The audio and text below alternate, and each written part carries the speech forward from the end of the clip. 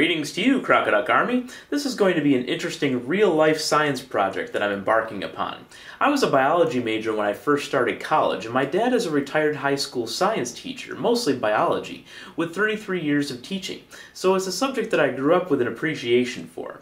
Genetics specifically is a field that has been absolutely exploding with brand new discoveries in the past few decades. I've learned a lot about ancestry and genetics since 2013, when I had my DNA sequenced on 23andMe, who along with Ancestry DNA is one of the biggest companies of its kind.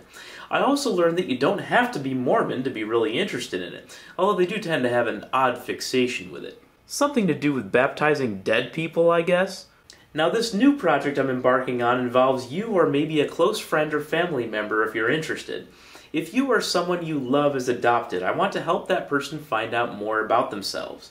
I tried this experiment with a friend of mine last year, and I was able to get a ton of info about her biological family. I ultimately wasn't able to pinpoint her biological parents, but she found them by another means, and all of my research was confirmed. Then, just months after her discovery, her grandmother's cousin joined 23andMe, a close enough link that finding her mom would have been fairly easy. I felt like I proved the concept, but I really want to give it another shot. I can only do this for one person at the moment, so please leave a comment or send me a message if you have a candidate. Basically, you just need to pay for your DNA to be sequenced, which is less than $100, and allow me access to the account so I can do my research. But my time is free because helping people and solving mysteries are both fun. Professionals do this too, but they get paid thousands of dollars, which is out of reach for most people. I want to show you how you can do it as an amateur too, using this in a future video.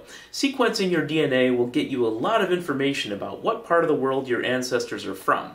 In the info bar I listed my ancestry percentage results. They matched up almost perfectly from what I already knew. On my maternal side, the results were essentially dead on.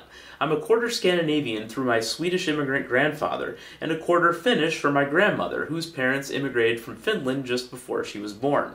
Finland is a bit of an interesting case, since it's geographically Nordic, but genetically very different from the Scandinavians in Denmark, Sweden, and Norway, who are all pretty closely linked to each other. On my dad's side, they're mostly British and have been in the US for centuries, but with a chunk of French or German that isn't readily explained.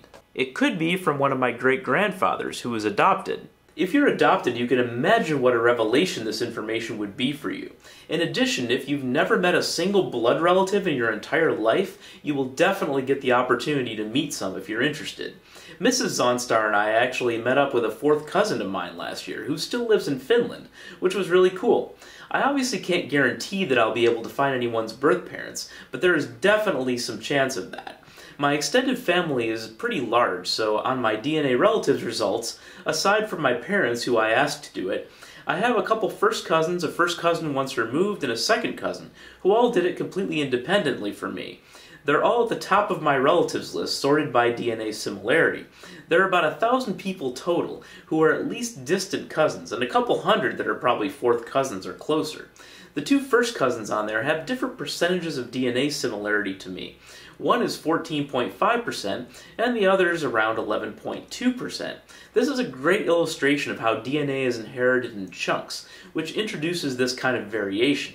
Think of two sets of flipping a coin 100 times instead of 1,000,000 times. You can also find out what percent Neanderthal you are. Humans interbred with these early hominids when they moved into Europe, so if you're European, it's likely that you're between 1 and 3% Neanderthal. If you're primarily of African descent, you may have little or no Neanderthal DNA.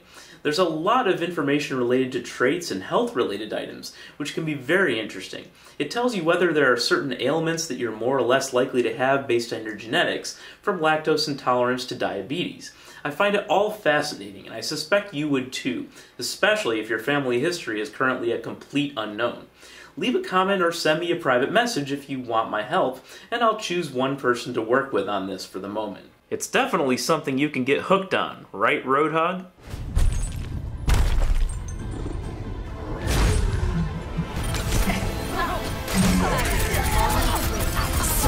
Double, triple kill.